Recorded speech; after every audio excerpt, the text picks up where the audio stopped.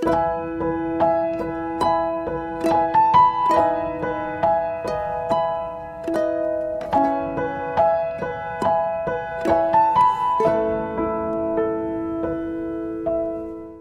terima kasih buat kesaksian yang kami dengar, buat semua kekuatan yang kami dengar malam ini. Kami melihat betapa Engkau Tuhan yang baik. Engkau tidak pernah membuang setiap kami, sekalipun masa lalu kami begitu kelam, masa lalu kami begitu buruk, tapi kami tahu bahwa Tuhan itu selalu menyediakan sesuatu yang baru ada di depan kami. Bahkan sesuatu yang baru itu jauh dari apa yang pernah kami pikirkan, kami bayangkan.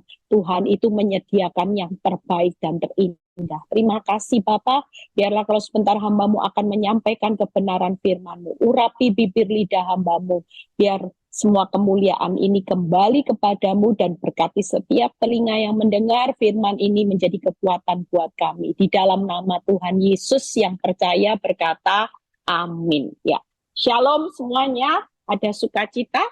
Ya, terima kasih buat Bu NN, buat kesaksiannya yang begitu menguatkan kita semua ya. Kita percaya bahwa setiap kehidupan kita pasti punya cerita kehidupan yang setiap kita itu tidak sama ya. Tapi percayalah bahwa Tuhan itu punya satu ketetapan di mana setiap saudara dan saya hari ini akan melihat bahwa setiap masa lalu yang sudah terjadi nggak perlu disesali. Yang penting hari ini berjalan bersama Tuhan yang baik, menabur benih yang baik, maka suatu kali kita pasti akan menuai juga apa yang kita tabur. Kalau saudara lihat kehidupan Bu NN ya, mungkin tadi saya dengar pembelajaran dari agama yang dia anut, mungkin kalau sudah berdosa, sudah tidak ada pengampunan ya sudah percuma. Orang seperti dia sampah masyarakat akan dianggap sampah terus. Tapi lihat ketika hari ini dia mengerti kebenaran firman, dia melihat betapa Tuhan itu sangat mengasihi orang-orang yang punya masa lalu yang begitu kelam. Tuhan itu selalu terbuka tangannya buat mereka untuk kembali. Nah, malam ini saya akan berkhotbah tentang bagaimana tabur tuai ya. Saudara pikir kehidupan itu berjalan, Bu NN itu kalau konseling sama saya itu tidak gampang. Ya, kenapa? Karena masa lalu itu selalu dibawa oleh suaminya. Dia selalu jatuh juga ketika suaminya memberikan penghakiman. Kamu mantan ini, kamu nggak pernah bisa berubah. Itu yang membuat dia lemah iman. Malam ini satu ayat yang begitu sering saya ulang di Mazmur 99 ayat 8. Ini cuma sebagai pengetahuan buat saudara malam ini. Mazmur 99 ayat 8. Tuhan Allah kami, Engkau telah menjawab mereka. Engkau Allah yang mengampuni bagi mereka, tetapi yang membalas perbuatan-perbuatan mereka. Kalau firman ini malam ini mengingatkan kita semua akan perbuatan dosa, mulai hari ini jangan terus nikmat di dalam dosa. Karena memang pengampunan itu ada, tapi yang namanya harga yang harus dibayar itu terus mengikuti. Karena firman ini berkata, tetapi yang membalas perbuatan-perbuatan mereka. Alangkah jauh lebih baik hari ini kalau kita mendengar firman, hari ini juga kita membawa hidup pertobatan kita seutuhnya kepada Tuhan. Supaya apa? Kita lihat ayatnya terlebih dahulu ya. Kita buka di Yeremia 17. Ayat 17 sampai 18. Yeremia 17 ayat 17 sampai 18. Kita baca sama-sama. Yeremia 17 ayat 17 sampai 18. Janganlah engkau menjadi kedahsyatan bagiku. Engkaulah perlindunganku pada hari malapetaka. Ya. Saudara percaya bahwa setiap kita hari ini mengalami keadaan apapun, kita percaya kalau kita menabur yang benar, maka kedahsyatan berkat Tuhan itu akan saudara nikmati. Tapi kalau hari ini kita mengeraskan hati untuk kita terus hidup di dalam dosa, maka kedahsyatan murka, kedahsyatan malapetaka itu akan menimpa saudara. Bahkan orang benar yang hari ini tidak pernah mengeraskan hatinya untuk mengakui pelanggarannya segera kembali, maka firman ini berkata apa? Tuhan itu perlindungan pada hari malapetaka. Hari ini mungkin orang benar itu mengalami banyak malapetaka.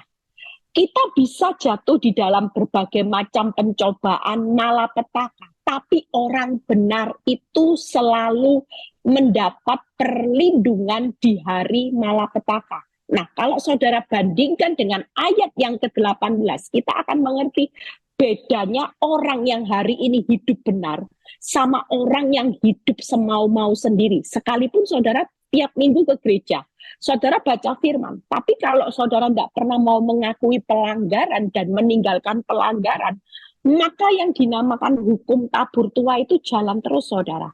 Apa yang saudara langgar itu nanti suatu kali itu akan jadi malapetaka, saudara sendiri yang akan mengalami bayar harganya. Lihat ya, biarlah orang-orang yang mengejar aku itu menjadi malu. Lihat apa yang dilakukan hari ini ketika kita dijahati orang, maka kita tidak perlu balas sekalipun, tapi ada satu konsekuensi. Lihat ya, orang yang berbuat jahat suatu kali akan menjadi malu, tapi janganlah aku ini menjadi malu, biarlah mereka terkejut, tapi janganlah aku ini terkejut, buatlah hari malapetaka menimpa mereka, dan hancurkanlah mereka dengan kehancuran yang berganda. Malam ini 3 hal kita akan melihat bagaimana PowerPoint-nya. Kita percaya hari ini kalau setiap firman menegur saudara. Saya percaya Bu NN ini setiap kali mau jatuh, dia mulai putus asa. Saya selalu bilang gini, jangan lihat masa lalu. Hari ini kalau kita bisa menabur benih kebenaran, selama ada nafas kehidupan, percayalah. Apa yang saudara tabur hari ini 3 hal menurut Yeremia. Yang pertama, kita ini sebagai orang benar, kalau hari ini fokusmu sudah benar, ya seperti khotbah saya hari Selasa, bagaimana tips hidup berkemenangan itu adalah mencari Tuhan dan berseru, ya kemudian kita harus meninggalkan jalan yang salah dan berbalik. Kita mulai masuk dalam jalannya Tuhan, maka yang pertama kita akan melihat kedahsyatan berkat Tuhan. Yang kedua yaitu menikmati perlindungan di hari malapetaka. Hari-hari ini ada banyak masalah yang saudara sedang hadapi. Kalau kita tetap berdiri di atas kebenaran, maka perlindungan Tuhan setiap waktu itu pasti terjadi. Makanya orang benar tidak perlu takut dengan keadaan yang buruk, direkakan yang jahat, ada bahaya yang besar. Kita percaya sebagai orang benar, kita tetap akan menikmati perlindungan. Dan yang ketiga, janji Tuhan itu tidak akan pernah mempermalukan saudara. Tapi sebaliknya sebagai orang yang hari ini mengalami hal bagaimana dia menuai badai dengan orang berdosa. Kita lihat bagaimana musuh itu akan menuai badai. Saudara akan lihat, yang pertama akan mengalami kedahsyatan murka Tuhan. Yang kedua akan dipermalukan dan terkejut. Yang ketiga justru orang kalau hari ini mengeraskan hati, itu hidupnya akan mengalami malapetaka dan kehancurannya itu berganda. Siapa yang mau mengalami kehancuran berganda? Berarti kehancuran demi kehancuran, kehancuran demi kehancuran. Makanya hari ini kalau firman mengoreksi kita, yuk segera kita datang sama Tuhan. Tuhan, aku hari ini tidak fokus dengan masalah. Masalahku boleh bertambah besar, tapi aku mau fokus dengan benih yang aku tanam. Karena ketika aku menanam benih itu sudah benar, pastikan saudara akan mendapatkan kedahsyatan berkat perlindungan di hari malapetaka dan tidak akan pernah dipermalukan. 3 hal ini yang akan saya bahas, saudara. Yang pertama, yuk kita lihat ya. Jadi percayalah kita akan menikmati 3 hal. Saya akan buka ayatnya satu persatu. Kedahsyatan berkat Tuhan ya. Ayat ini sudah saya bahas sekilas waktu khotbah hari Selasa. Di mana saya paling suka dengan Yesaya 29 ayat 17 ya. Ayat ini selalu mengingatkan saya, kalau saya lagi terpuruk, ayat ini selalu mengingatkan saya. Yuk kita baca. Bukankah hanya sedikit waktu lagi, Libanon itu akan berubah menjadi kebun buah-buahan. Dan kebun buah-buahan itu akan dianggap hutan. Waktu saya mengalami terpuruk, Tuhan itu selalu mengingatkan saya, Tuhan itu cuma mengingatkan, Eli, jangan terpuruk, bangkit. Selama kamu jadi orang benar, sudahlah, sedikit waktu lagi. Apa yang hari ini kelihatan kering, nanti itu akan jadi kebun buah-buahan, itu dianggap hutan. Sesuatu hutan itu berbicara sesuatu yang lebat, sesuatu yang buahnya itu luar biasa, engkau akan nikmati. Dan ayat 19 sampai 20 ini yang Tuhan ingatkan. Hari ini sabar. Kita sebagai orang benar mungkin tidak dijanjikan bim salabim. Tapi firman Tuhan mengingatkan, bukankah sedikit waktu lagi, lihat ayat 19-20-nya ini bagus saudara. Orang-orang yang sengsara akan tambah bersukaria di dalam Tuhan. Ikut Tuhan tidak masuk akal. Sedikit waktu lagi sudah sengsara. Logikanya kalau sudah sengsara itu apa? Ya hancur. Tapi ikut Tuhan, kalau kita ini teguh berdiri seperti Bu NN, dia tidak menyangkali imannya. Mungkin ngikut Kristus ternyata suaminya selingkuh berkali-kali, suaminya menyakiti. Tapi ketika dia terus teguh, mungkin hidupnya sengsara. Kelihatannya ikut Kristus tambah sengsara. Ada banyak orang yang hari itu pernah konseling sama saya, ada banyak penawaran untuk kembali ke dunia malam, Bu Eli. Karena ketika saya meninggalkan dunia malam, malah hidup saya sengsara. Pekerjaan sepertinya tertutup. Semua lahan rasanya, Bu Eli, saya itu sampai jual roti, jual kue, saya rela menderita. Rasanya iblis membawa kembali kenikmatan iming-iming. Dulu kamu hidup di dalam dunia malam, uang itu gemerlap, hidup uangmu berlimpah-limpah. Tapi kita ingat ayat ini, di mana orang benar selalu tidak pernah gagal untuk melihat jalannya Tuhan. Ayat 19 ini luar biasa. Orang-orang yang sengsara sedikit waktu lagi itu bukannya hancur, tapi tambah bersukaria di dalam Tuhan.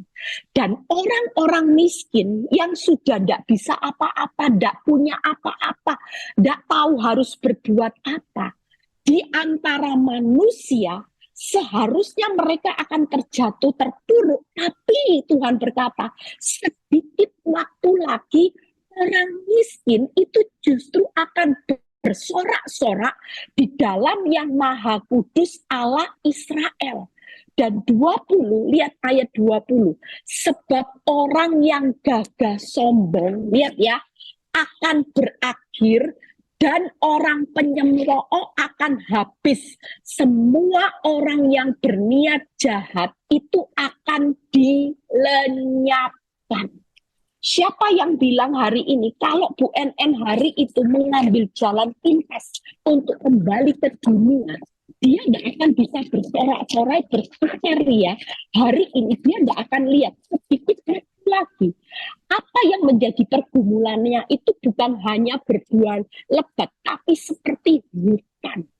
Mungkin saudara nanti lihat hasil yang Tuhan pulihkan, di mana orang miskin sengsara itu akan menikmati buahnya lebat sampai semua yang hilang dikembalikan lipat seperti menikmati orang yang hidup di dalam hutan, saudara. Kita bisa bayangkan firman ini janji, tapi kalau kita berani mengambil jalan pintas untuk keluar dari masalah, karena saudara kepingin cepat kaya, cepat pulih, cepat nyaman, maka firman Tuhan berkata, orang itu akan berakhir, lihat ya PowerPoint-nya, maka kedahsyatan berkat Tuhan, lihat ya, yang pertama, orang sengsara akan bertambah bersukaria. Pastikan ini sedikit waktu lagi. Tidak usah takut, jalani. Karena waktunya Tuhan bukan waktunya saudara. Tapi kalau kita berdiri teguh, firman ini selalu membawa kekuatan buat saya. Saya bilang gini, sedikit waktu lagi Eli. Apa yang kering akan menjadi hutan yang lebat yang akan kau nikmati. Orang sengsara itu akan tambah sukaria hidupmu.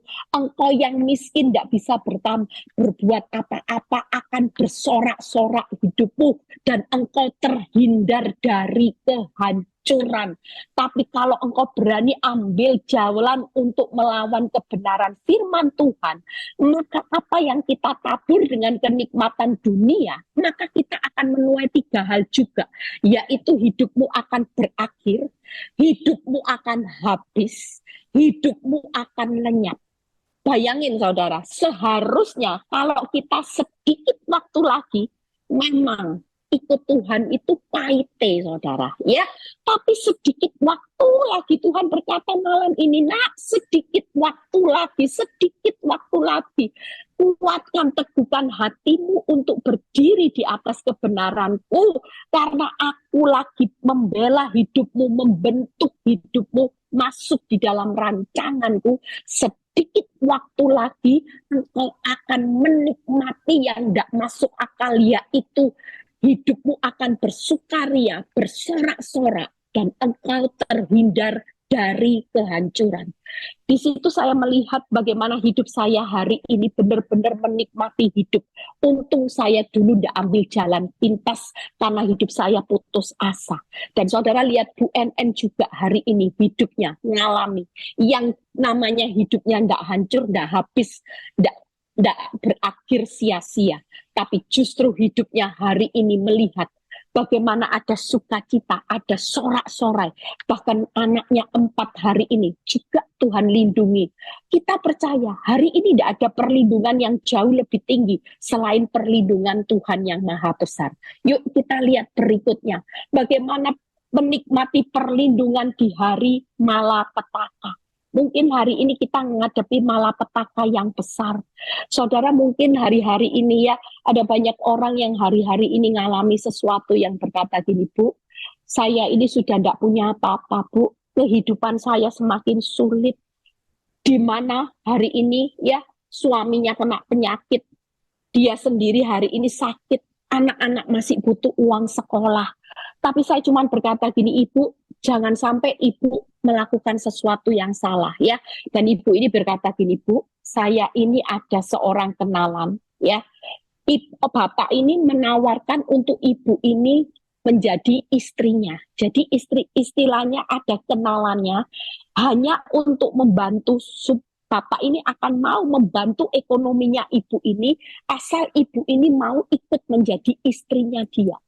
Saya cuma bilang gini, Bu, jangan pertaruhkan iman Ibu hanya untuk kebutuhan perut, seolah-olah Tuhan itu tidak sanggup memenuhi kebutuhan Ibu. Singkat cerita, Ibu ini saya bilang, Ibu tetap bertahan. Hari ini Ibu tetap setia aja sama Tuhan. Memang Ibu ngalami sengsara, miskin mungkin. Hari ini engkau dihina, punya rasa takut, bisa enggak saya bertahan dengan suami yang sakit? Hari ini keadaan saya yang lemah, anak-anak yang butuh makan dan hidup. Saya cuma berkata, Ibu harus bertahan. Ibu akan buktikan Tuhan pasti pelihara Ibu di hari-hari yang paling sulit. Dan ketika Ibu ini setia, Ibu ini bercerita, ada seseorang yang diutus untuk menolong Ibu ini. Bahkan setiap bulan ada seorang yang memberikan bulanannya bertahun-tahun tanpa dia harus melakukan perbuatan dosa. Itu sebabnya hari ini jangan pernah pertaruhkan dosa hanya untuk urusan supaya engkau bertahan hidup. Senyatanya kita bisa bertahan hidup karena kita ini punya perlindungan Tuhan di hari malapetaka. Justru hari-hari ini pastikan kita ini pasti menikmati sorak-sorak, sorak-sorai kemenangan bersama Tuhan. Kita perlu membuktikan itu. Kita lihat bagaimana kita menikmati perlindungan di hari malapetaka. Nanti setelah sesi ini saya akan cepat-cepat ya. Setiap sesi di Zoom saya sudah ngomong sama Frans dan Aileen, ada sesi tanya jawab. Supaya saudara yang punya unek-unek, nanti saudara bisa tanya. Mungkin saudara lagi ngalami sengsara miskin, tapi malam ini firman ini peneguhan buat kita semua. Sedikit waktu lagi, camkan ini, sedikit waktu lagi. Kita akan melihat kelegaan. Banyak cara yang akan Tuhan tunjukkan untuk kita hari ini tidak akan mengalami malapetaka yang berganda. Kalau kita ambil jalan dunia, nanti malapetaka itu tadi, kehancurannya berganda. Kalau berganda itu serem, saudara. Ya, lebih baik kita pahite sesaat, tapi manisnya nanti juga berganda. Lebih baik manisnya yang terakhir berganda daripada kehancurannya yang berganda. Kita lihat di Ulangan 7 ayat 9. Bagaimana menikmati perlindungan di hari malapetaka. Ulangan 7 ayat 9. Sebab itu haruslah kau ketahui. Kita semua malam ini harus tahu ya, bahwa Tuhan Allahmu dialah Allah.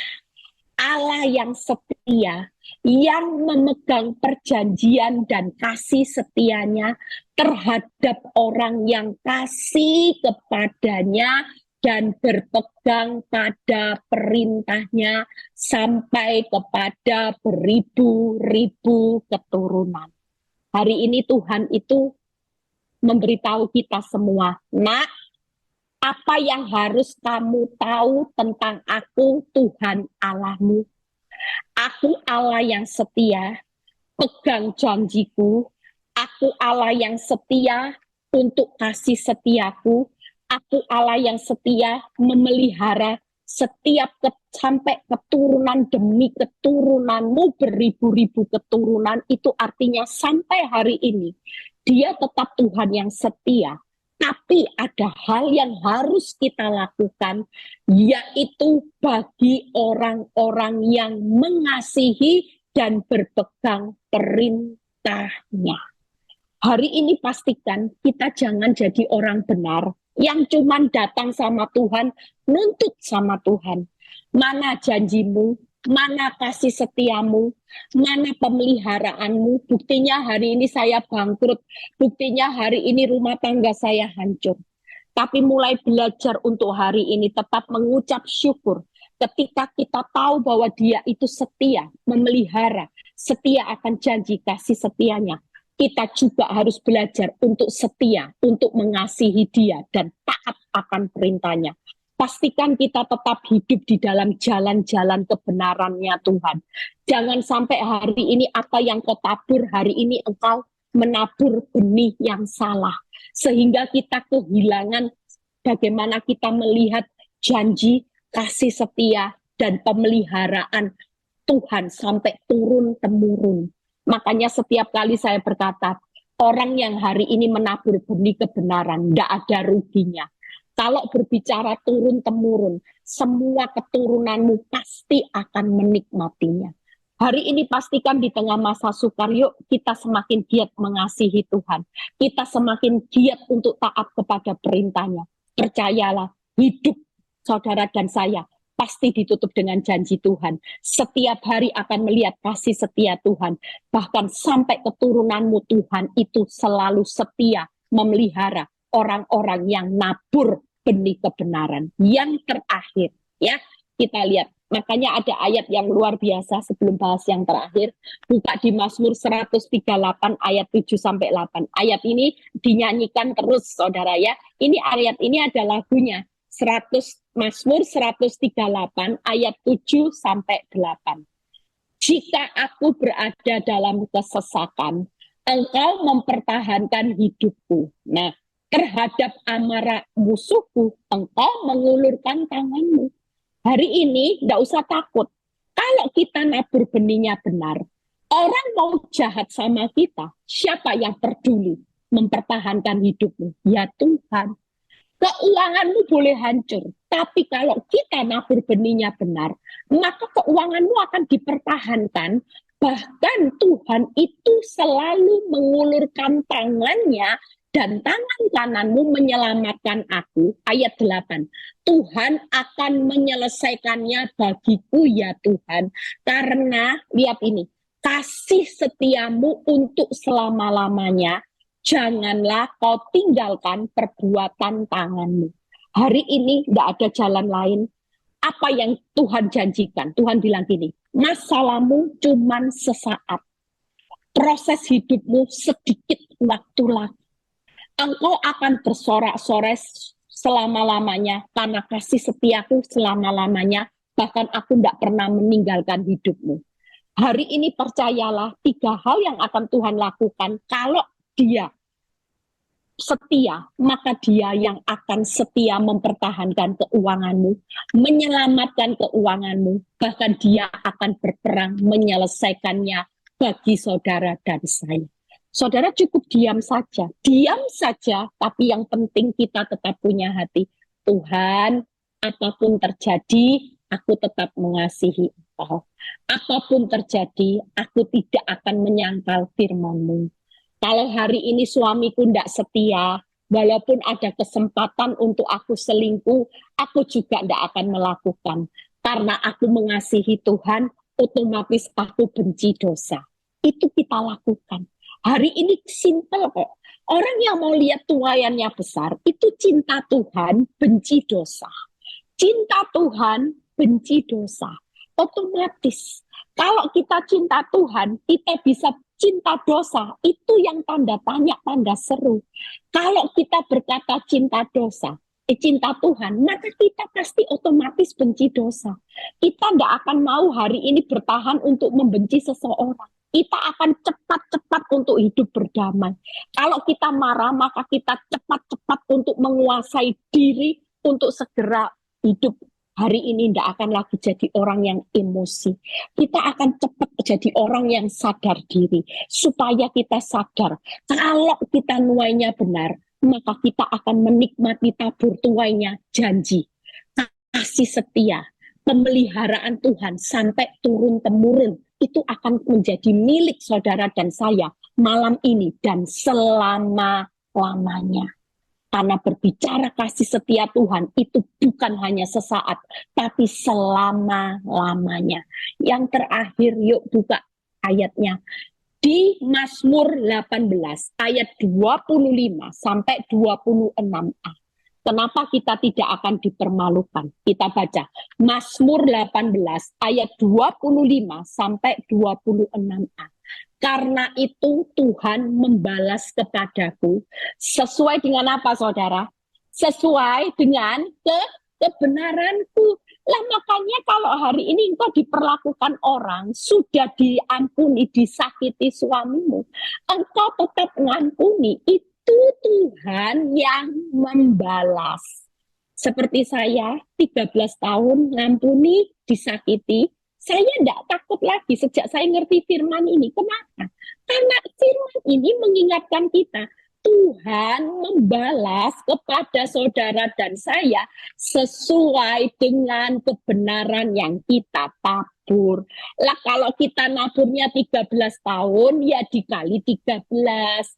Nabur 10 tahun, dibalas sesuai dengan kebenaran yang kau tabur 10 tahun. Makanya jangan sampai benih yang kita tabur hari ini benihnya iblis. Nanti tidak ada balasannya. Kalaupun disakiti, yang ngampuni supaya balasannya dari Tuhan sesuai dengan kebenaran yang kita tabur. Lihat berikutnya, sesuai dengan kesucian tanganku di depan matanya. Terhadap orang yang setia, engkau berlaku apa, saudara? Setia. Makanya kalau orang nabur benihnya benar, tidak akan hasilnya dipermalukan. Itu tadi. Kenapa? Karena balasannya buat pelaku firman. Yang kedua, balasannya buat kesucian tangan. Yang selalu punya respon yang benar. Yang ketiga, balasannya buat kesetiaan. Orang jadi pelaku firman itu setia dengan prosesnya Tuhan. Makanya hari ini yang sedang dalam proses, tidak usah mempercepat waktunya Tuhan. Nikmati, kan ada balasannya. Sesuai kebenaran. Kalau kita setia dengan prosesnya Tuhan, ya 1 kali, kali 1 tahun, kali 2 tahun, kali 3 tahun, kali 4 tahun. Hari ini korespon benar kesucian tangan. Apakah diperhitungkan Tuhan dengan sia-sia? Enggak. Semuanya ada balasannya. Kalau kita tetap setia ngikut Kristus, sekali Yesus tetap Yesus, tetap ada balasannya. Makanya ikut Kristus itu enak. Hari ini jalani, nikmati, syukuri. Proses oke. disakiti, oke, lah balasan pelaku firman, balasan respon benar, Tuhan sudah 2 tahun masih bonyok, 3 tahun dilanjutkan lagi, 5 tahun dilanjutkan lagi, oke Tuhan, semuanya loh. Kalau saudara baca firman ini, saudara kira-kira ngikut Kristus itu rugi enggak saudara? Kalau ada balasan 1, 2, 3, balasan pelaku firman ada, balasan respon benar ada, balasan setia ngikuti prosesnya Tuhan, semuanya ada. Kira-kira saudara rugi enggak? Ada kata rugi enggak ikut Kristus? Enggak ada saudara. Malah hari ini tuh saya tuh semangat loh saudara. Saya enggak pernah takut dengan yang namanya keadaan buruk. Saya selalu bilang gini, it's okay Tuhan. Semuanya berbicara balasan. Aku akan tetap menikmati. Toh pada akhirnya rumah tangga saya pasti dipertahankan oleh Tuhan. Rumah tangga Eli pasti diselamatkan. Dan Tuhan pasti menyelesaikannya. Nanti solusinya Tuhan buat rumah tangga saya, happy endingnya, spektakuler. Saya happy endingnya diselesaikan luar biasa, suami saya luar biasa, anak-anak saya luar biasa, pelayanan saya luar biasa. Kenapa? Karena Tuhan itu setia dengan janjinya, dengan dia setia dengan kasih setianya, dan dia setia memelihara saya dan keturunan saya itu sampai turun-temurun. Makanya ikut Kristus yuk, hari ini tidak usah takut orang yang sengsara nanti akan bertambah bersukaria. Siapapun kita pegang janji ini, sedikit waktu lagi yang sengsara akan tambah bersukaria. Pegang saudara. Firman malam ini jadi rema buat saudara yang lagi ngalami sengsara, miskin, katakan. Malam ini sedikit waktu lagi, aku yang sengsara, aku yang miskin, aku yang tidak berdaya. Firman Tuhan berkata, aku akan hidup bertambah bersukaria, aku akan hidup bertambah bersorak-sorak hidupku, bahkan aku terhindar dari kehancuran, yang dimana orang yang fasik akan berakhir habis dan dilenyapkan, tapi hidupku akan melihat sesuatu yang bersorak-sorak. Ya, saya sudah selesai. Malam ini ada sesi tanya jawab ya, saudara. Malam ini percayalah, kalau hidup Bu NN dan saya hari ini sedang melihat bagaimana kehidupan yang Tuhan rancangkan dengan luar biasa, maka saudara dan saya juga malam ini akan melihat kehidupan di depan itu selalu kehidupan yang penuh balasannya. Lihat ya, hari ini mulai tabur benih yang benar, karena tiap benih yang saudara tabur, setiap apapun itu berbicara balasan. Fran buka satu ayat, bisa dibaca. Kalau tidak salah di Kolose. Nah, ini ayat penutup Kolose 3. Ini ayat yang menjadi penentuan buat kita. Supaya kita tambah yakin sama Tuhan. Kolose 3 ayat 23. Bisa dibuka. Apapun juga, ya, Kolose 3 ayat 23. Apapun juga yang kamu perbuat, perbuatlah dengan segenap hatimu seperti untuk Tuhan, bukan untuk manusia. Taburan benihmu benar, bukan untuk manusia. Engkau jadi keset, engkau mengampuni suamimu bukan untuk suamimu, tapi untuk Tuhan. Lihat 24 ini luar biasanya. Kamu tahu bahwa dari Tuhanlah kamu akan menerima bagian yang ditentukan bagimu sebagai apa, saudara? Selain dapat balasan, dapat apa, saudara? Upah. Upah Kristus adalah Tuhan dan kamu hambanya. Jadi kalau berbicara Tuhan, Tuhan itu sutradara, kita ini hamba, pemain. Jadi jangan rubah skenarionya Tuhan. Diizinkan sutradara lagi menyelesaikan skenarionya dengan baik, tapi malam ini Tuhan bilang gini, nak, yang pasti ya nak, balasan nanti jadi pemain yang baik itu luar biasa. Upahnya juga ada. Balasan upah pemeliharaan turun-temurun. Aku sebagai tuan sutradara lagi menyelesaikan jalan cerita hidupmu dengan baik. Jangan dipercepat. Tuhan Yesus memberkati, nikmati setiap proses bersama Tuhan malam ini.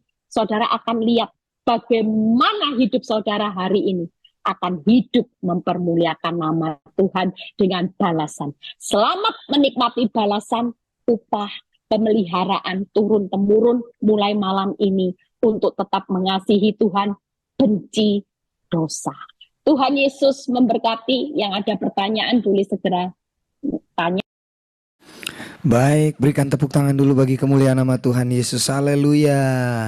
Semua tentunya diberkati lewat kebenaran firman Tuhan pada saat ini. Baik, ada pertanyaan yang sudah disampaikan lewat direct message ke saya. Jadi buat Anda yang ingin bertanya, silahkan langsung ke chat ke saya ya. Direct message ke saya untuk bisa ditanyakan atau di chat umum silahkan.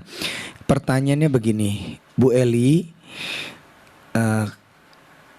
dengan tidak mencari tahu, begitu, dengan tidak mencari tahu, sepertinya kita terlihat bodoh, ya. Kalau kita nggak cari tahu kelakuan suami gitu, kayaknya kita terlihat bodoh. Suami yang selingkuh jadi semakin merasa di atas angin karena dia pikir dia buat kesalahan, oh diampuni juga, diampuni lagi, diampuni juga, diampuni lagi. Gimana tuh Bu Eli? Apakah betul kita jadi seperti terlihat bodoh kalau kita mengampuni terus suami dan sepertinya suami merasa di atas angin seperti itu? Silakan Bu Eli. Ya, saya seringkali bahas ini ya, ayat ini. Karena gini, sebenarnya kalau orang itu ngerti firman dari awal, Tuhan kan sudah kasih batasan. Saya ulang lagi ya, Tuhan yang berperang buat saudara, saudara cukup diam saja, ya. Berarti yang berperang membelah laut, membelah masalah, itu pasti Tuhan, bukan kehebatan kita. Jadi kalau kita hari ini diam, itu berarti nanti kita mengizinkan Tuhan itu yang menyelesaikan masalah suami tadi. Tadi itu, Tuhan akan mempertahankan, menyelesaikan bagi kita, dan Tuhan akan menyelamatkan. Kita diam. Tapi kalau kita terus mau mengikuti suami, cari tahu suami, kita hari ini pakai kekuatan kita, berarti kita yang berperang, Tuhan yang diam. Tangkap ya. Jadi hari ini jelas batasannya. Kenapa kita diam sekalipun kita seperti keset? Karena kita mau Tuhan yang hebat, yang berperang, mengubah suami kita. Nah, kita sama Tuhan, kemampuan kita hebat mana? Pasti jelas hebat Tuhan. Tapi bagian kita ada hal. Kalau firman Tuhan berkata, perjuanganmu bukan melawan darah dan daging, tapi perjuanganmu melawan roh jahat di udara. Hari ini musuh kita bukan suami. Kita diam, kita mengizinkan Tuhan yang menyelesaikan, tapi bagian kita, yaitu berperang di alam roh.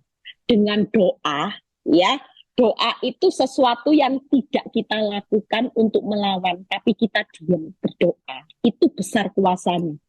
Melakukan kebaikan, itu akan mengubah kejahatan suami kita menjadi baik. Mengasihi suami itu akan menutup banyak dosa dan pelanggaran. 3 hal ini aja senjata kita. Doa, kebaikan, dan kasih. Suami mau berbuat apapun, suatu kali alam roh ini akan terjadi pergeseran.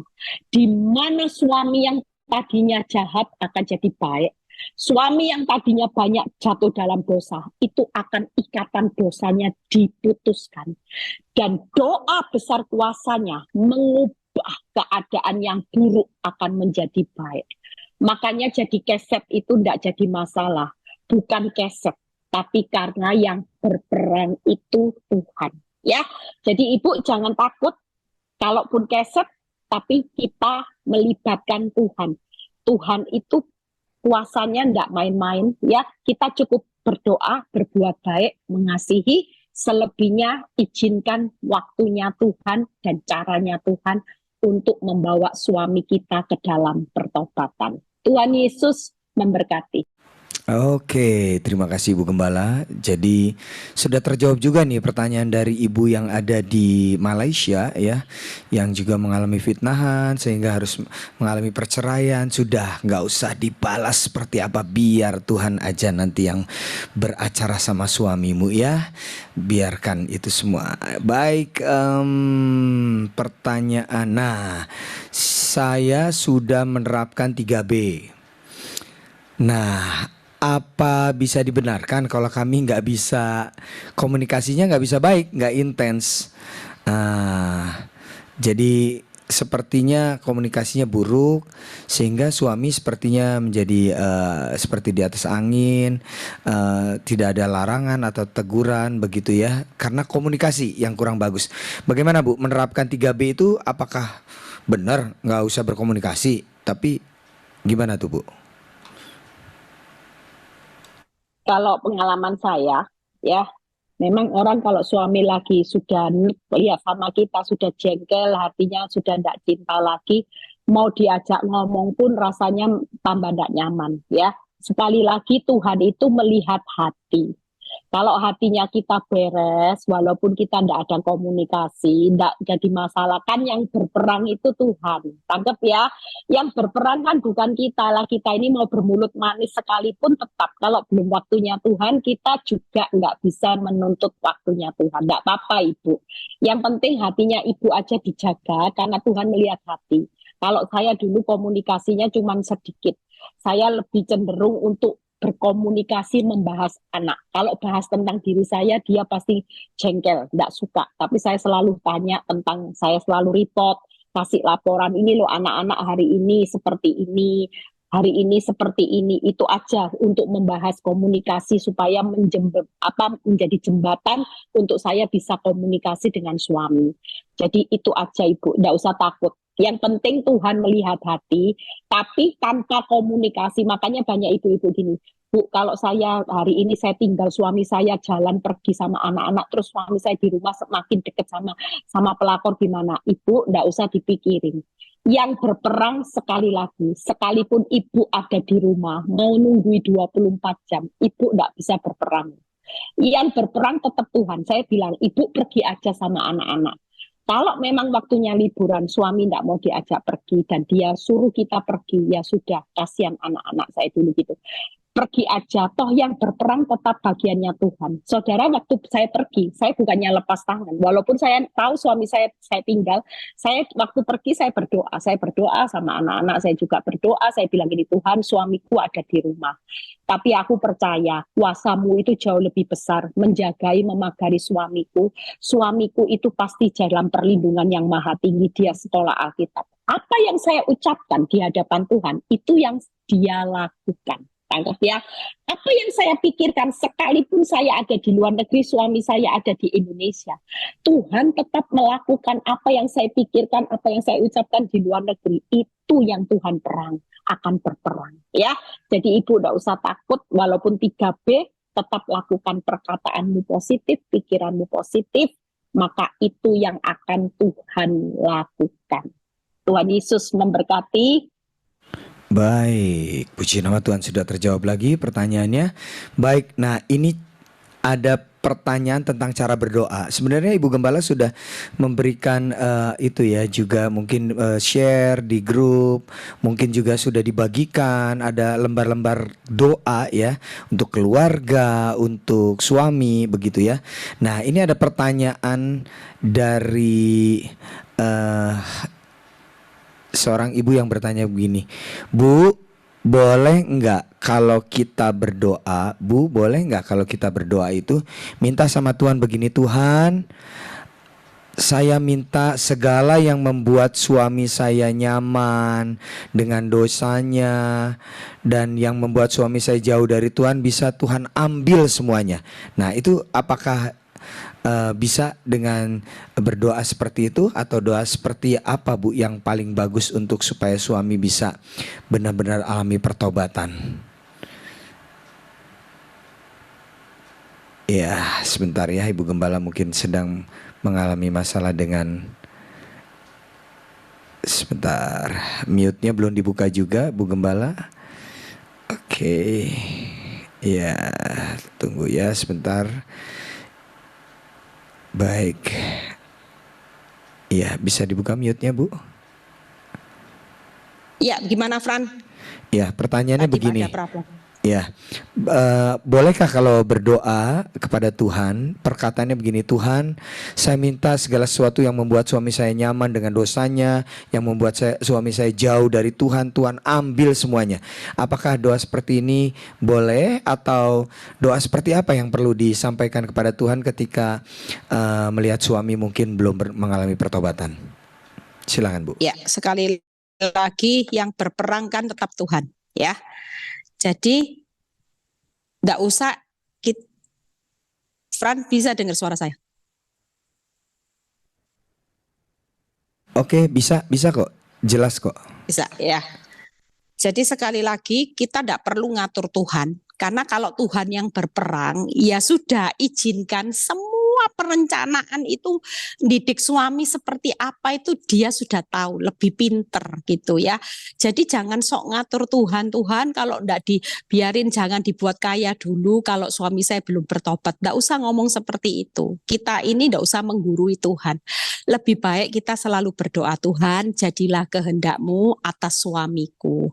Yang pasti kalau kehendak-Mu, engkau tidak mungkin mengizinkan suamiku berselingkuh terus. Oh jelas, nggak mungkin. Saudara tangkap ya, Tuhan jadilah seperti kehendak-Mu atas rumah tanggaku. Nggak mungkin Tuhan punya kehendak rumah tangga saudara itu hancur. Ngerti maksud saya ya?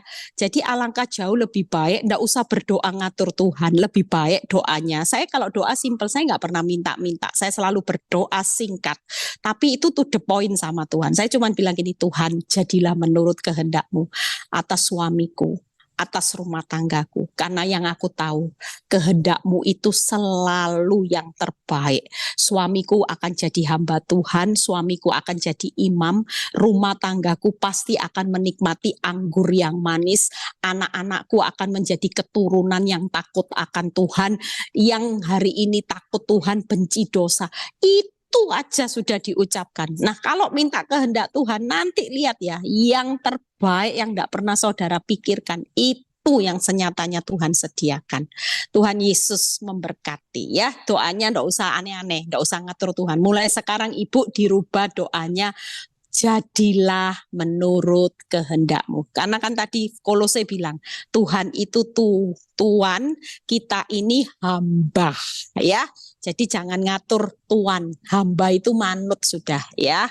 Diproses ya manut, belum selesai ya manut, tapi yang terbaik Tuhan yang baik itu kasih upahnya nanti tepat waktu. Tuhan Yesus memberkati. Baik, pertanyaan selanjutnya tentang ini loh, hati ya. Mungkin terlalu sering disakiti oleh suami begitu ya. Suami yang selalu menyalah-nyalahkan terus istri begitu. Nah, gimana Bu untuk mengatasi itu supaya hati ini nggak pahit gitu ya? Karena mungkin juga karena pahit itu jadi nggak cinta lagi sama suami, nggak lagi suka sama suami. Untuk menghilangkan hal itu bagaimana caranya Bu ya? Karena mungkin perlakuan suami begitu luar biasa kepada ibu ini. Silakan. Ada beberapa ibu yang sama pertanyaannya seperti ini. Silakan Bu. Ya, jadi gini ibu-ibu, saya kasih gambarannya ya. Makanya kalau diproses, saya kan sering ngomong, ibu-ibu itu jangan komplain sakit gitu ya. Karena yang diproses itu dagingnya harus mati, daging habis lenyap. Sekali lagi, kita ini di akhir zaman. Tuhan itu lagi melayakkan orang benar, itu ndak main-main. Karena ini sudah ujian akhir. Lah kalau dagingmu teriak terus, maka itu prosesnya akan diulang, ndak selesai-selesai. Karena memang targetnya Tuhan. Kita dimasukkan dapur api yang begitu panas, itu sampai daging kita itu sudah tidak bicara lagi. Sekalipun disakiti, Ibu tahu apa yang saya lakukan waktu saya mengerti kebenaran firman. Saya mulai nabur, saudara. Waktu disakiti, saya cuma bilang gini, puji Tuhan, haleluya. Aku tetap ngampuni kamu, aku tetap mengasihi kamu, Aku tetap setia sama kamu. Tidak ada pilihan lain. Itu yang saya lakukan. Saya terus melakukan itu. Supaya di mata Tuhan, saya itu dilihat kelulusannya itu bagus. Tangkep ya. Kenapa? Karena orang yang hidup secara roh, itu tidak akan bicara sakit lagi. Disakiti orang roh itu gimana? Bicaranya roh. Rendah hati, lemah lembut, mengasihi, mengampuni, selalu seperti itu kalau orang berbicara roh. Makanya orang kalau secara roh itu sudah kuat, disakiti itu cuma senyum loh. Itu tingkat kelulusan. Nah kalau saudara sudah bisa senyum, tidak lagi sakit. Nah kalau jengkel berarti iblis itu gini, oh ini alatku berhasil. Masih ada celah untuk dihabiskan sama iblis. Kenapa? Karena dagingnya masih tebal. Dagingnya masih bicara. Tapi kalau hari ini ibu-ibu kepingin cepat prosesnya, dapat upahnya cepat, tingkat kelulusannya cepat. Mulai hari ini jangan lagi teriak sakit. Yang diteriakkan sudah beda. Puji Tuhan, haleluya. Aku tetap ngampuni, aku tetap mengasihi, aku tetap setia. Aku tidak akan pernah kecewa sama kamu. Kamu tetap suami yang terbaik. Itu mulai dipraktekkan ibu ya, supaya ibu segera keluar dari yang namanya lingkaran di mana iblis berjalan berkeliling. Makanya ada firman, lawan iblis dengan iman yang teguh dan tunduk kepada Allah, baru dia lari. Selama kita tidak tunduk sama Allah, kita cuma tunduk sama daging kita karena kita merasa sakit, kita tidak terima, maka iblis akan makin mendekat. Ini teorinya ya. Jadi ibu-ibu, bapak-bapak yang belajar hari ini, malam ini saya beritahu tip ini paling penting. Kalau kita mau cepat lihat kemuliaan Tuhan dinyatakan, satu pintu buka banyak pintu, terobos daging saudara, matikan daging saudara. Tanpa terobosan daging yang dimatikan, saudara tidak akan lihat banyak pintunya Tuhan di tahun depan. Kunci lihat pintunya Tuhan di tahun depan, terobos daging. Daging itu dimatikan, rohnya dihidupkan, makin menyala-nyala. Jangan dagingnya terus. Orang yang bicara sakit itu dagingnya bicara terus. Makanya kita di mata Tuhan ditulis failed, gagal. Kenapa? Karena daging. Mulai hari ini kita jemaat PD Victory, saya mulai menghimbau setiap jemaat baik online onsite, yuk mulai teriakkan hidup rohmu yang dinyala-nyala. Jangan terus hidup daging, takut khawatir itu daging. Percaya itu roh. Kalau hidupmu takut, khawatir, depresi, itu secara daging. Manusia dagingmu masih menyala-nyala. Tapi kalau manusia roh, engkau tidak akan pernah takut. Engkau akan bilang gini hadapi situasi, aku tidak takut, aku percaya. Jalani, nikmati, syukuri. Itu orang yang hidup secara roh. Tuhan Yesus memberkati. Baik. Banyak sekali pertanyaan ya, tapi saya batasi hanya 2 lagi pertanyaan. Tapi pertanyaan-pertanyaan ini mewakili dari pertanyaan begitu banyak ya. Yang pertama, ternyata banyak ini ibu-ibu yang lagi dituntut cerai ya. Dituntut cerai, bagaimana Bu sikapnya saya atas tuntutan ini? Dan yang kedua, dari tuntutan cerai itu juga suami ada yang pakai dukun gitu, ilmu hitam atau apa. Bagaimana cara menghadapinya? Jadi ini pertanyaan yang nyambung ya, tuntutan cerai dan juga melakukan pakai tindakan-tindakan kuasa gelap gitu. Bagaimana Bu?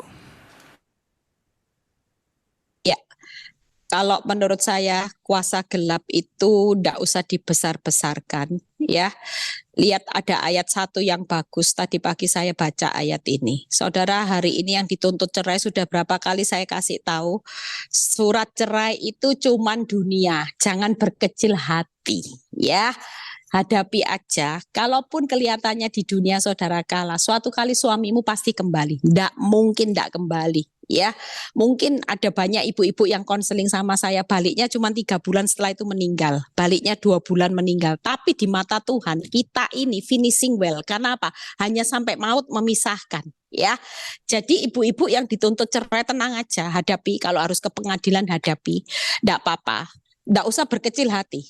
Di mata Tuhan tidak ada perceraian kecuali maut. apapun tidak bisa diceraikan oleh manusia. Nah, kalau menurut saya dengan kuasa kegelapan, saudara tidak perlu takut ya. Ada ayat yang berbicara Lukas 10 ayat 19. Hari ini yang kena kuasa gelap. Ini ayat ini menjadi kekuatan buat saudara. Jangan membesar-besarkan kuasa iblis ya. Ini Lukas 10:19. Sesungguhnya aku telah memberikan kuasa kepada kamu untuk menginjak ular dan kalajengking dan kuasa untuk menahan kekuatan musuh sehingga tidak akan ada yang membahayakan kamu. Jadi hari ini orang benar itu posisinya tidak akan pernah berbahaya dengan kuasa gelap. Malah kita ini punya kuasa menginjak ular dan kalajengking menahan kekuatan musuh. Kalau kita tidak buka celah, maka kuasa gelap itu tidak akan pernah bisa menang atas hidupmu. Walaupun kelihatannya sesaat bisa mempengaruhi suamimu. Tapi itu cuma sesaat, nanti akan berbalik. Di mana semua kuasa gelap itu akan hancur, tidak ada berbahaya buat rumah tanggamu. Kayak saya dulu ya, saya kan dipakai mantra, kain kafan orang mati, bulu perindu, sosok emas, sesajen beras, itu lengkap loh saudara. Bahkan secara akal orang sudah cari dukun kemana-mana. Tapi terbukti kan bahwa hidup saya hari ini menang ya. Saya bersyukur juga sudah 2 tahun ini suami saya juga sudah berhasil mengusir wanita yang memberi suami saya 2 anak. Itu orang dunia bilang gini, orang luar, itu enggak gampang. Berapa kali suami saya jatuh bangun sampai orang bilang gini, dukun berbicara kok akhirnya suamimu mulai kembali lagi. Ketika dukun berbicara, suamimu kembali lagi. Dan suami saya juga memberi pengakuan. Sepertinya kalau saya mengusir wanita itu, ketika berapa hari dia pergi dari rumah, malah suami saya yang lagi kebingungan. Dia sendiri yang bisa cari-cari wanita itu karena dia tidak tahan, tidak mampu untuk menguasai emosi yang membuat dia rasanya belas kasihan. Sehingga kalau sudah diusir, diambil kembali. Tapi sudah 2 tahun ini, makanya saya bilang kuasa gelap itu tidak akan pernah membahayakan. Kalau bukan karena kekuatan Tuhan, suami saya tidak akan berhasil mengusir wanita yang sudah kasih 2 anak. Hari ini suami saya sudah 2 tahun lebih berhasil mengusir wanita yang sudah beri 2 anak. Itu salah satu karena apa? Karena kita percaya bahwa kuasa doa orang benar, hidup roh yang ada di dalam hidup kita, itu jauh lebih besar. Jadi ibu tidak usah takut. Kalaupun suamimu diguna-guna sampai nuntut cerai, suami saya juga pernah diguna-guna sampai suruh saya cerai. Tapi Tuhan itu yang membatalkan semuanya. Balik lagi.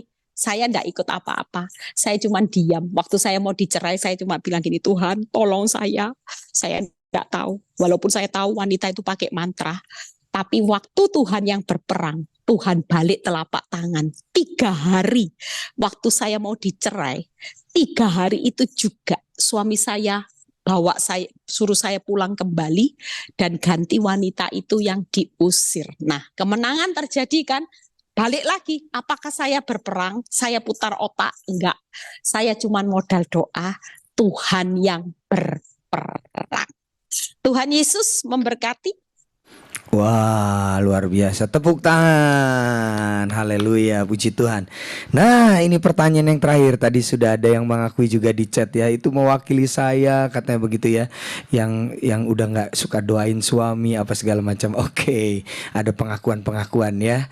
Bagaimana suami juga harus terus didoakan begitu ya. Tapi sekali lagi, biarkan Tuhan yang bertindak ya. Nah, ini pertanyaan yang paling bagus juga ya. Yang saya ambil untuk pertanyaan terakhir. Pertanyaannya begini, suami berselingkuh dan sudah pergi bersama selingkuhannya. Kemudian ibu ini berusaha untuk diam dan untuk mengampuni. Ternyata pihak keluarga itu ternyata berusaha untuk menjumpai selingkuhannya, suaminya. Kemudian berusaha untuk ayo dimediasi. Begitu ya, ayo dimediasi, mungkin ingin dipertemukan antara ibu ini dengan suaminya dan selingkuhannya dan keluarga besarnya untuk bisa dimediasi. Apakah tindakan ini baik atau tidak, Bu, kalau misalkan dibikin mediasi seperti ini begitu? Karena ini keinginan keluarga juga begitu. Silakan, Bu. Ya, kalau memang, tapi menurut saya beberapa pengalaman orang-orang yang dimediasi hasilnya nol. Karena balik lagi kalau belum waktunya Tuhan kan kita ambil penanya Tuhan ini. Tangkep ya saudara. Kan kalau kita mau mediasi balik lagi kan ini sutradaranya lagi ceritanya seru-serunya, ndak usah mediasi. Karena nanti kalau cerita kehidupan sinetronnya surga yang ditonjolkan itu nanti kemuliaannya buat Tuhan, tangkep ya. Bukan mediasinya yang ditonjolkan, gara-gara mediasi rumah tangga saya pulih, tangkep ya. Tapi nanti yang akan ditonjolkan itu nanti kemuliaan Tuhan sendiri yang akan berperang membawa pemulihannya. Misalnya ada seseorang yang berhasil dimediasi. Oke, karena suaminya hari itu takut sama orang tuanya karena kerjanya masih ikut papa mertua. Jadi waktu dimediasi dengan papa mertuanya karena dia takut kehilangan pekerjaan, dia taat. Tapi tidak lama, cuman hitungan 2 bulan, ya menjalin hubungan lagi malah lebih parah. Kenapa? Karena mediasi itu cuman berhasil karena dia tidak takut Tuhan. Tangkep ya, dia tobatnya karena dia takut di PHK sama papa mertuanya. Sehingga dia bilang ya sudah. Tapi ya 2 bulan aja kelihatannya baik-baik di rumah. 2 bulan lagi ya tambah nempel kayak perangko sudah. Kenapa? Balik lagi. Kalau belum waktunya Tuhan, pertobatannya itu cuman tobat kumat. Tapi kalau Tuhan yang berperang, dia akan rajut suami kita itu dari dalam. Dirajut hatinya, jatuh lagi dirajut.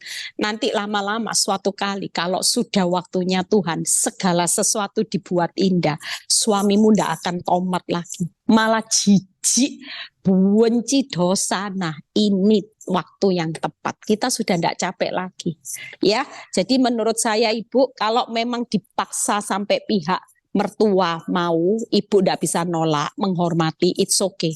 Tapi jangan letakkan satu-satunya pengharapan kita sama cara mediasi. Tetap libatkan Tuhan ya.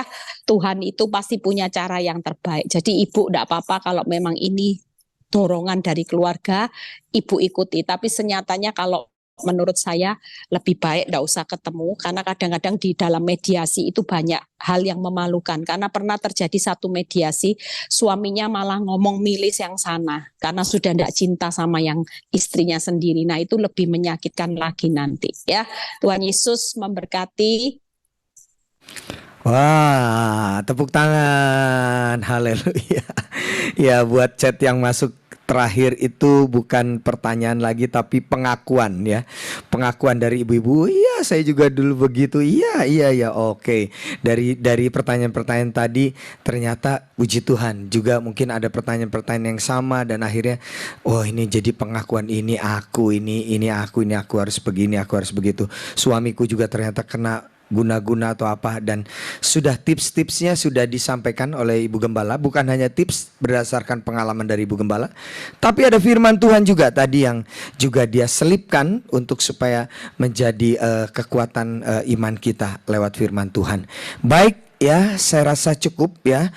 Pertanyaan-pertanyaannya luar biasa. Terima kasih sekali lagi kepada ibu-ibu dan bapak-bapak yang sudah menanyakan lewat chat ini ya, lewat chat yang barusan, dan terima kasih buat Ibu Gembala yang sudah menjawab. Baik ya. Terima kasih Tuhan, malam ini kami sudah mendengar firman, tanya jawab, kesaksian yang begitu menguatkan kami. Setiap pergumulan kami, hari ini kami mengerti cara kami bertahan sebagai orang benar. Kami bukan hanya bertahan dengan menabur benih yang salah, tapi kami bertahan menabur dengan benih yang benar supaya kami baru pulangnya dengan sorak-sorai. Terima kasih Bapak, kalau sebentar juga kami mau berpisah satu dengan yang lain, kami mau beristirahat malam ini, Engkau juga berkati Bu NN dalam keluarganya, dalam pergumulannya, Tuhan juga beri jalan keluar. Makasih ya Bapak, biarlah kami menerima berkat Tuhan, berkat Abraham, Ishak, Yakub, damai sejahtera Allah Bapa, Putra dan Roh Kudus menyertai saudara dan saya mulai saat ini sampai Maranatha Tuhan Yesus datang kedua kali. Yang diberkati dan percaya berkata amin. God bless semuanya. Tuhan Yesus memberkati.